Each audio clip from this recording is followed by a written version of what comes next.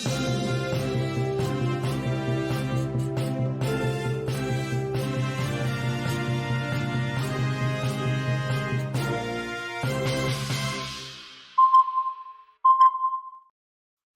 दोस्तों, ocean network में आपका स्वागत है। मैं हूं ओमकार चौधरी। आज चर्चा करेंगे कनाडा की। कनाडा में जो कुछ हो रहा है, हालांकि ऐसा नहीं है कि पहली बार हो रहा है। मैं तो साफ सूची देख रहा था। ये 4 नवंबर को ब्रैम्पटन के हिंदू सभा के मंदिर पर अटैक हुआ है। 13 फरवरी 2023 को मिसिसौगा के राम मंदिर पर अटैक हुआ था। ये 13 फरवरी 2023 की बात मैं कर रहा हूँ। 2023 में ही 5 अप्रैल को ओंटारियो के विंडसर के मंदिर पर अटैक हुआ था। और ये सब खालिस्तानियों के नाम पर अटैक किए जा रहे हैं, खालिस्तानियों की तरफ से किए जा रहे हैं। 12 अगस्त 2023 को सरे के मंदिर के बाहर पोस्टर लगाया गया। इसके अलावा 7 सितंबर को सरे ब्रिटिश कोलंबिया में जो दुर्गा मंदिर है उस पर अटैक किया गया। और इसके अलावा 3-4 घटनाएं और हुई हैं। तो आज हम चर्चा एक्चुअल में ये करेंगे कि कनाडा क्या दूसरा पाकिस्तान बनता हुआ दिखाई दे रहा है, और इससे किसी ट्रूडो को या किसी डीप स्टेट को हासिल क्या होगा। और अगर वहाँ आप हिंदुओं को नहीं चाहते हैं, यानी हिंदुओं को वहाँ से एग्जिट करा देना चाहते हैं, तो इसके पीछे आपकी मानसिकता क्या है, ग्रंथि क्या है? क्या कोई हीनता का भाव है हिंदुओं को लेकर के, या भारत को लेकर के है, या प्रधानमंत्री नरेंद्र मोदी को लेकर के है? आखिर है क्या मसला? और इसके सेकंड पार्ट में हम लोग थोड़ा सा चीन पर भी चर्चा करेंगे। अब स्थितियां परिस्थितियां क्या हैं, वहाँ की आबो हवा क्या है, चर्चाएं इस समय भारत को लेकर के किस तरह की हैं, और जो रिश्ते पिछले 4 साल में खराब हुए हैं, जिसका व्यापार पर भी प्रभाव पड़ा है, क्या वो अब रिश्ते सुधरेंगे या उसमें अभी लेकिन किंतु परंतु हैं? मेरे साथ जुड़ रहे हैं आपके चिर परिचित और जियोपॉलिटिकल मामलों के जानकार सुमित जैन साहब। जोड़ करके चर्चा को आगे बढ़ाएंगे। सुमित जी नमस्कार, बहुत स्वागत है आपका। सर नमस्कार, जय हिंद। जय हिंद, जय श्री राम। जय सिया राम। सर ये बताइए साहब, ये ट्रूडो जो है और ये खालिस्तानी क्या करके दम लेंगे, और ऐसा कर क्यों रहे हैं? सर ओकार जी, आपने देखा कि जो आपने पूरा ओपनिंग कमेंट्स में बताया कि कब कब इन्होंने हिंदुओं के ऊपर, मंदिरों के ऊपर टारगेट किया है। आप पूरी सूची देखेंगे तो आपको 2014 से पहले ये हरकतें होती हुई दिखाई नहीं देती हैं, जबकि खालिस्तान मूवमेंट तो 80 से शुरू हुआ था। तो ऐसा क्या चक्कर है कि मोदी जी के आने के बाद ही ये सारा सिलसिला आपको दिखाई देता है? उसका रीज़न है हिंदू टारगेट नहीं है, हिंदुओं का जो लीडर है वो टारगेट पे है।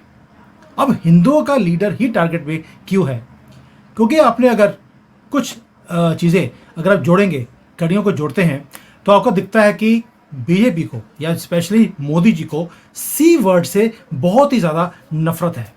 आप देख लीजिए, चाइना सी से, कनाडा, कांग्रेस, और पंजाबी में एक चू वर्ड होता है, उनसे भी, जिसको हम लिब्रांडू भी बोल देते हैं दूसरे वर्ड्स में, इनके साथ भी हमें बहुत ज़्यादा दिक्कत रहती है।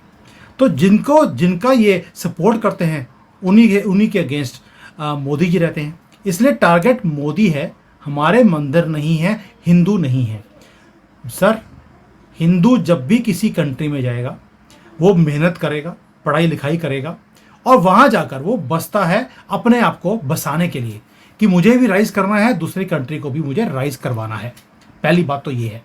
दूसरा, मैक्सिमम टैक्स पेयर भी वही होता है, लॉ अबाइडिंग भी वो होता है। वो कभी ये नहीं बोलेगा कि मुझे गजवे कनाडा करना है, मुझे यहाँ पर खालिस्तान बनाना है, मुझे सेपरेट कंट्री चाहिए। कभी भी हिंदू ये बातें नहीं बोलता है। उसके बाद भी हिंदू ही टारगेट क्यों? एक तो उनके लीडर को टारगेट करना है। दूसरा, उन्हें मालूम है कि हिंदू रिटेलिएट नहीं करेगा जिस तरह से बाकी की कम्युनिटीज रिटेलिएट करती हैं, और इसीलिए वो सारे लोग इनको सपोर्ट भी करते हैं। तीसरा एक और है, आप कभी भी किसी भी कंट्री में देखेंगे, जैसे कनाडा, अमेरिका, ये सब ऐसी कंट्रीज है जहां पर मेरे खुद के रिलेटिव्स रहते हैं, मेरी सारी फैमिली फॉरेन में रहती है, और मैंने उनको देखा है कि they are not interested in politics, they are not interested कि कौन जीत रहा है कौन नहीं जीत रहा। वो कहते हैं यार मेरी जॉब, मेरा बिजनेस, मेरी family, they are interested in that only. They are not interested कि मुझे कहीं किसी को सपोर्ट करना है, किसी के अगेंस्ट जाना है। यानी कि वो वोट बैंक भी इतना स्ट्रांग नहीं है, जबकि पॉपुलेशन बहुत ज़्यादा स्ट्रांग है। जबकि दूसरी तरफ से जो सिख कम्युनिटी है वो सारी इकट्ठी है। अगर आप देखेंगे कि जो ये आपके मुसलमान हैं ये भी इकट्ठे हैं, इसलिए इनको वो परोसते हैं, इनकी अपीजमेंट भी करते हैं, वैसे ही जैसे भारत में होती है, क्योंकि ये बहुत बड़ा वोट बैंक है। लेकिन हिंदुओं को कोई वैल्यू देता ही नहीं है, जिसको हम तवज्जो बोलते हैं, तवज्जो मिलता ही नहीं है। तो कहीं ना कहीं हिंदुओं को भी जागना पड़ेगा। You are a voice, you have a good presence in all this countries. आपको अपनी बात मनवाने के लिए और इज्जत करवाने के लिए भी इज्जत करवानी भी आनी चाहिए। आपको करनी आती है, करवानी नहीं आती। उसके लिए you have to come together and you have to fight it out. मैं देखता हूँ कनाडा में, अमेरिका में, आप कभी देखना मुसलमान कम्युनिटी अपने आप को मुसलमान बोलती है, भारतीय बोलते हैं, हम पंजाबी, हम तमिल, हम गुजराती, और यहां पर भी उन्होंने रीजनल वाइज अपने आप को डिवाइड करके रखा हुआ है। यहां तक कि अब उन्होंने ये बोलना शुरू कर दिया, I am IITN, I am IIMAN। वो अपने आप को इंस्टीट्यूट के हिसाब से भी अपने आप को डिवाइड करते हैं। जब योगी जी ने बोला है बटोगे तो कटोगे, तो वही हाल इनका कनाडा में भी है, अमेरिका में भी, यूरोप में भी है, और भारत के अंदर भी है। लेकिन सुमित जी, इधर हिंदू सभा के मंदिर पर अटैक के बाद जो वहाँ से चित्र आए हैं और जो मैं तमाम ट्वीट देख रहा हूँ, वहाँ तो साहब योगी जी का ये नारा यूनिवर्सल कर दिया उन्होंने, बांटोगे तो कटोगे। अब ये नारा ग्लोबल हो गया है। कनाडा में योगी आदित्यनाथ जी का दिया हुआ मंत्र गूंज रहा है। मैंने कल ही लिखा था, इन्होंने लिखा, मनीष पांडे ने, मैंने कल ही लिखा था कि ये नारा नहीं, एक मंत्र है जिसका उच्चारण जल्दी ही आपको बच्चे बच्चे की जुबान पर मिलेगा। अभी तक इस एकजुटता के मंत्र में काट कोई ढूंढ नहीं पाया है और ढूंढ भी नहीं पाएगा। मेरा कहना ये है कि हमने कुछ विजुअल्स देखे हैं जो कल शाम आए हैं कनाडा से, और साहब वहाँ की कनाडा की लोकल पुलिस खड़ी है, मैं तो कहूँगा कि शिखंडी पुलिस खड़ी है, जिसको खालिस्तानियों जो वो डंडों से हिंदुओं को मार रहे हैं वो दिखाई नहीं देता, और जो हिंदू वहाँ खड़े होकर सिर्फ उनको चेतावनी और चुनौती दे रहे हैं वो दिखाई दे रहे हैं। उनमें से 3 गिरफ्तार करके पुलिस स्टेशन भी ले जाए गए। तो कल हिंदुओं का जो गुस्सा है वो गालियों के रूप में हमें सुनाई पड़ा। वो विजुअल हम चला भी नहीं सकते हैं, इतनी मोटी मोटी गालियां उन्होंने खालिस्तानियों को दी हैं।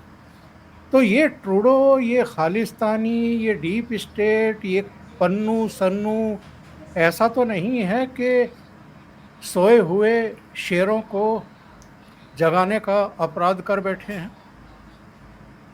ओंकार जी, इसमें 2-3 चीजें मैं ऐड करूंगा ताकि एक पूरी पिक्चर समझ आए। आपने 3-4 वीडियोस देखी होंगी जहां पर ये खालिस्तानी खड़े होकर 15-20 लोग हैं, नारे लगा रहे थे। इधर से जय भारत माता की जय के नारे भी लगने शुरू हो गए। वो अगर भारत के झंडे को फुटबॉल बनाकर वो खेलते हैं, तो हमारे लोगों ने भी खालिस्तान के गंदे झंडे को फुटबॉल बनाकर खेलने की कोशिश करी। तो पुलिस ने खालिस्तानियों को नहीं रोका, उन्होंने भारतीयों को रोका, जिसको मैं सनातनी बोलता हूं, उनको रोका गया। और लोगों ने बोला भी है कि you are taking their side not our side. तो तुम्हारी इंक्लिनेशन किधर की तरफ से है और तुम्हें ऊपर से क्या इंस्ट्रक्शन मिली है वो साफ दिखाई देती है। दैट मीन्स ट्रूडो खुद इन्वॉल्व है इन खालिस्तानियों को सपोर्ट करने के लिए, हिंदुओं को सपोर्ट नहीं करने के लिए। जो ब्रैम्पटन में या जो बाकी मंदिरों में जो हो रहा है वो ट्रूडो ने ही करवाया है, इसमें कोई शक नहीं है। It is to rattle Hindus and their leader. आपने वो गिरफ्तारी की बात बोली, जो गिरफ्तार किया गया आदमी, उसको जिस तरह से बेरहमी से नीचे जमीन पर बार बार दबाया गया है, सर के ऊपर उसके पैर रखा गया है, जबकि वो उठने की कोशिश किया है तो उसके बाद दोबारा से उसे दबाया गया। वी हैव सीन कि किस तरह से बेरहमी से वो काम किया जा रहा है। क्या वो कोई बॉम्ब फोड़ने वाला आदमी था? क्या वो पैलेस्टीन के झंडे लेकर कनाडा के टुकड़े करने वाला आदमी था? नहीं था। ये पीसफुल ये प्रोटेस्टर वैसी ये जिसको आप बोलते वैसी हैं। ही ये वैसी ही हरकत है जैसी अमेरिका में ब्लैक लाइव्स मैटर वाले लॉयड, आंदोलन से ठीक पहले किया गया था। जैसे वो लॉयड को इन्होंने मारा था, ब्लैक आदमी को, वही हरकत इन्होंने इस हिंदू के साथ करी। ये हिंदू है, हम तो सीजनड हैं, 1000 साल से हम इनको जिहादियों को फेस करते आ रहे हैं। सो ये हमें दबाने की कोशिश करेंगे, इनको ही हम मिटा देंगे, ये भी बात है। बट आपने एक बात बोली कि इन्होंने सोते हुए शेरों को जगा दिया है, नारा लगा दिया वहां पर योगी जी वाला कि बटोगे तो कटोगे। ओंकार जी, नारा लगा दिया है, हिंदू जागृत भी है, उसने अपने हक की बात भी बोलनी शुरू कर दी। इशू एक ही है मुझे हिंदुओं से, मैं खुद हिंदू हूं, प्राउड हिंदू हूं, प्रैक्टिसिंग हिंदू हूं। मेरा एक ही तकलीफ है, 22 जनवरी से पहले 500 साल हम लड़ाई करते रहे कि हमारा मंदिर बनेगा, हम उस आस में लड़ते रहे, और 23 जनवरी को हम भूल गए कि मंदिर बन चुका है।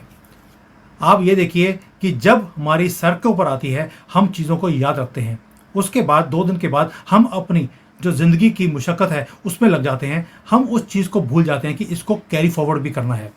आप खालिस्तानियों को देखिए, आप मुसलमानों को देखिए, अगर हम उनसे लड़ रहे हैं, वो भी गज़वे हिंद के लिए 1000 साल से लड़ रहे हैं। अब उनकी पावर देखिए आज की डेट में, और हम हिंदुओं का जो रिस्पॉन्स है वो देखिए।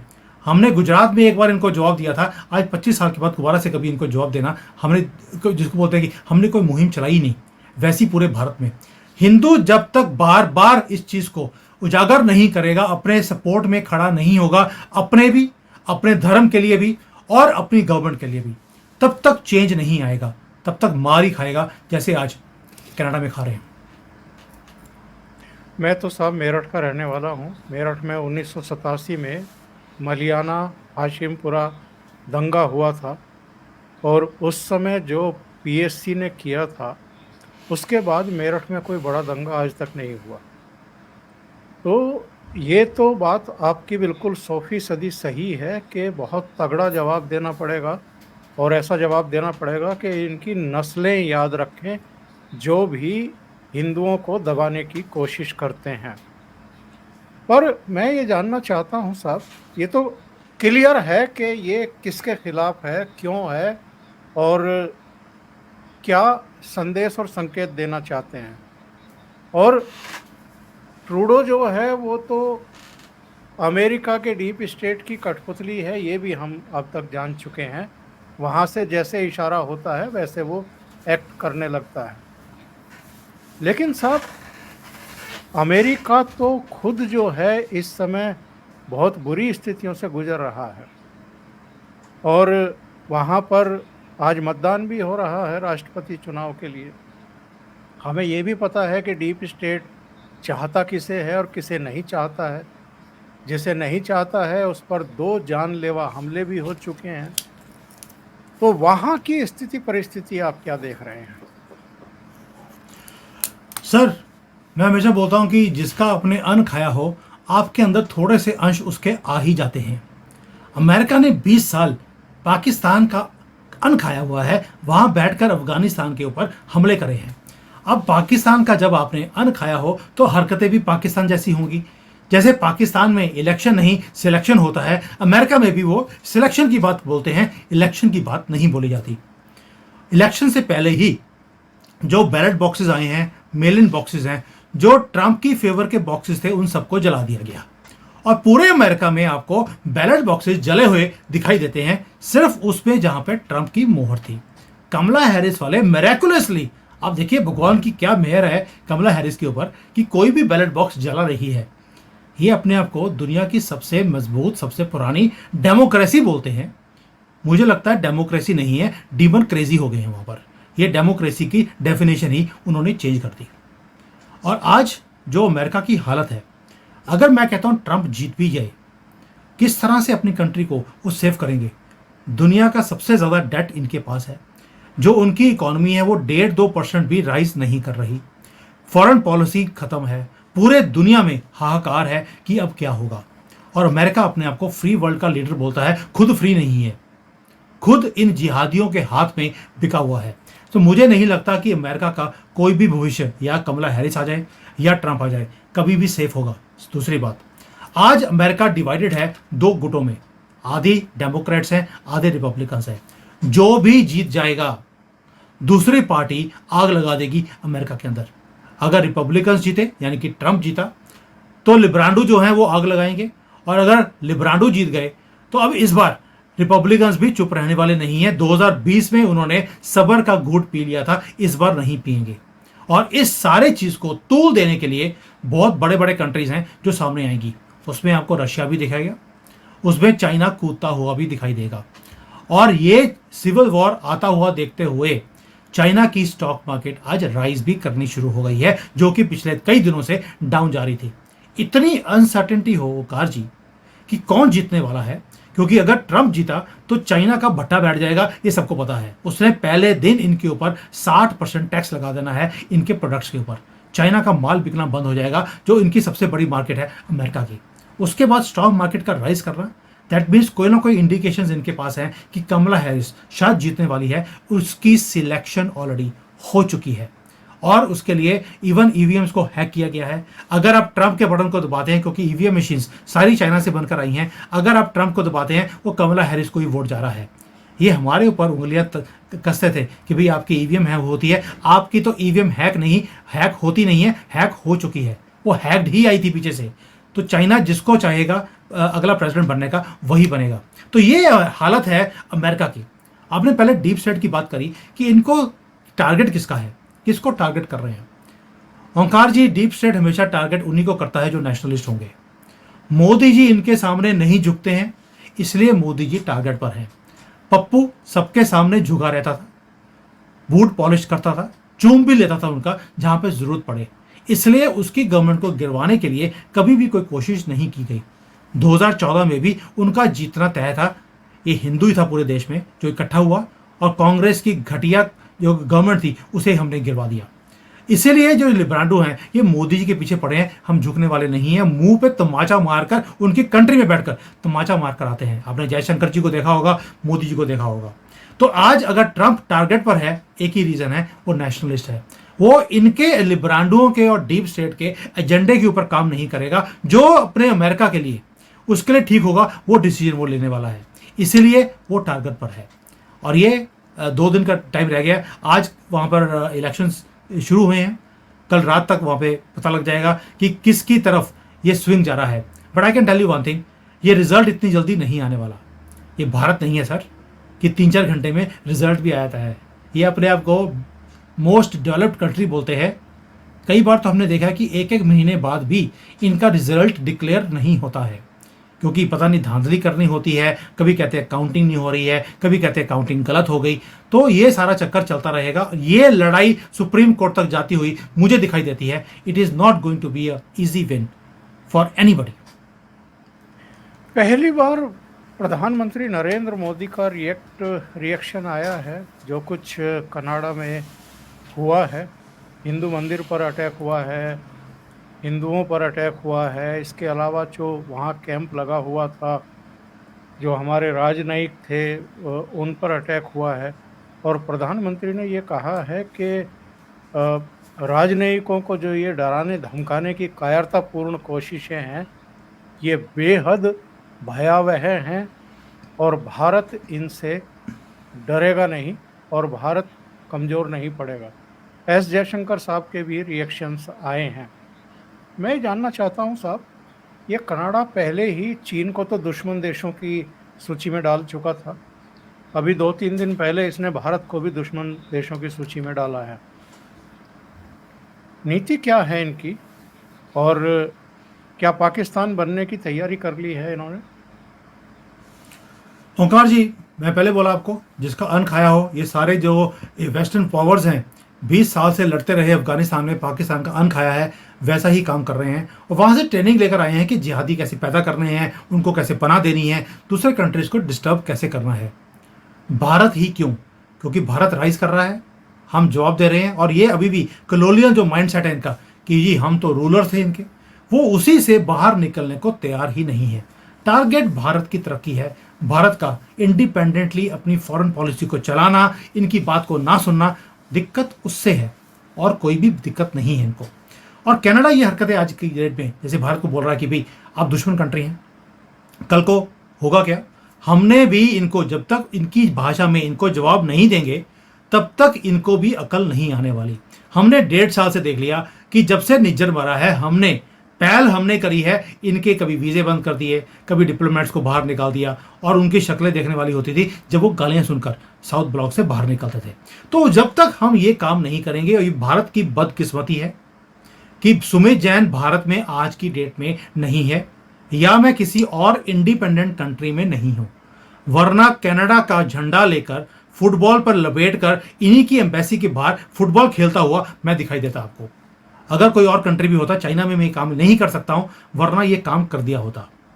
तो जब तक हमारे कम्युनिटी के लोग ये काम इनके एम्बेसी के सामने खड़े होकर नहीं करेंगे, इनको अकल नहीं आएगी। और कनाडा आज की डेट में हमने उनके ऊपर तंज कसा है कि आप खालिस्तानियों को सपोर्ट कर रहे हैं। उसने अपनी नाक को और धाक को बचाने के लिए उसका काउंटर क्या कर दिया कि जो कनाडा के जो टेररिस्ट हैं वो भारत में पनाह है, वो ले रहे हैं और यहां पर ट्रेनिंग ले रहे हैं। कनाडा के टेररिस्ट, आप किसको बोल रहे हो? कनाडा के गुंडे, मवाली, टेररिस्ट, उनको बोल रहे हैं कि भारत उनको पनाह दे रहा है। प्रूफ एक भी नहीं दिया है, एक भी नाम नहीं है, सिर्फ ये बोल दिया दोबारा से हमारी इंटेलिजेंस की रिपोर्ट है। यानी कि अब इंटरनेशनल डिप्लोमेसी इंटेलिजेंस की रिपोर्ट्स पर चलेगी सर, या प्रूफ्स पर चलेगी? मुझे नहीं समझ आता कि ट्रूडो को किसी भी जिसको फॉरेन पॉलिसी की कोई समझ भी है या नहीं है। जैसे बाप ना समझता, वैसे ये खुद भी है। बिल्कुल सही बात आप कह रहे हैं। कल मैं वहाँ हिंदू मंदिर के सामने जो है, हिंदू सभा के मंदिर के सामने जो भाषण हो रहे थे वो सुन रहा था, और हिंदुओं में कितनी एकजुटता है, जो जिस पर आपने प्रश्न चिन्ह खड़ा किया है, उसकी परीक्षा होने वाली है। एक्चुअल में भाषणों में ये कहा गया है कि अगले 15 दिन तक यहाँ इतनी ही संख्या में सबको जुटना है, इकट्ठे होना है। तो देखना ये है कि अगले 15 दिन तक ये जो विरोध प्रदर्शन हैं ये जारी रह पाते हैं या नहीं जारी रह पाते हैं, क्योंकि कई तरह की दिक्कतें हम अतीत में भी देख चुके हैं, इस बार भी देख रहे हैं। बहरहाल आगे बढ़ते हैं। डिसएंगेजमेंट हो चुका है, दोनों सेनाएं पीछे हट चुकी हैं, चीन की भी और हमारी भी। डैम चौक पर गश्त शुरू हो चुकी है, देपसांग पर किसी भी समय हो सकती है। और हमें नहीं भूलना चाहिए कि डैम चौक और देपसांग ये 2013 के डेवलपमेंट थे, जब चीन की सेना वहां आकर के बैठ गई थी। ये डॉक्टर मनमोहन सिंह के समय हरकत हुई थी, मोदी जी के समय नहीं हुई थी। और इस बार मोदी सरकार ने चीन से ये कहा कि आपको यहाँ से भी वापस जाना पड़ेगा, यानी मनमोहन सिंह के समय जहाँ आप आए थे ये पॉइंट भी आपको छोड़ करके पीछे जाना पड़ेगा। और चीन अल्टीमेटली गया, 4 साल तक उसने भारत को तोला। 21 बैठकें कोर कमांडर लेवल की हुई, और जहाँ जहाँ जिन जिन देशों में भारत और चीन के विदेश मंत्री मिले वहाँ उनकी भी वार्ताएं होती रही। पर चीन ने जब देख लिया कि ना तो ये 62 वाला देश है भारत, और ना 2013 वाला है, ये अब 2024 का देश है। और उसको आपके खुद के प्रोग्राम में देखता रहता हूँ, तो आपने पिछले दिनों बताया कि वहाँ की अर्थव्यवस्था कैसी है और किस तरह के चैलेंजेज इस समय शी जिनपिंग गवर्नमेंट के सामने उपस्थित हो गए हैं। अमेरिका ने बहुत कोशिश की, डीप स्टेट ने बहुत कोशिश की कि भिड़ जाएं एक बार ये दोनों का कुछ कुछ नुकसान तो कम से कम हो जाए, पर दोनों ही देशों ने समझदारी का परिचय दिया और इनको छकाते हुए पीछे हट गए हैं। ये कितना बड़ा डेवलपमेंट है आपकी नज़र में, और इस समय चीन में माहौल कैसा है?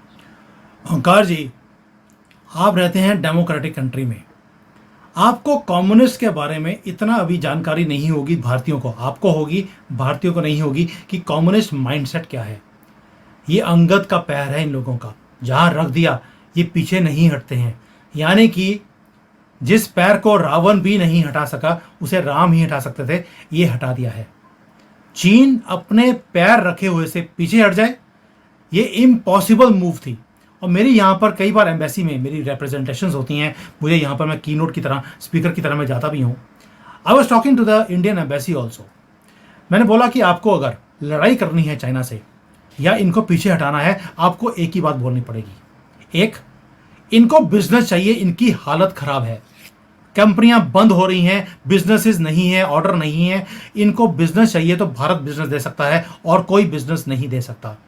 आप इन्हें बिजनेस का झांसा दीजिए, जो मैंने अपनी वीडियोस में भी, जिसका आप विवरण कर रहे हैं या मेंशन किया आपने, मैंने उसमें भी बताया कि I have given this representation कि आप बिजनेस बोलिए, आपको बिजनेस चाहिए, भारत आपके लिए बिजनेस आपको देगा, लेकिन आपको बॉर्डर से पीछे हटना पड़ेगा।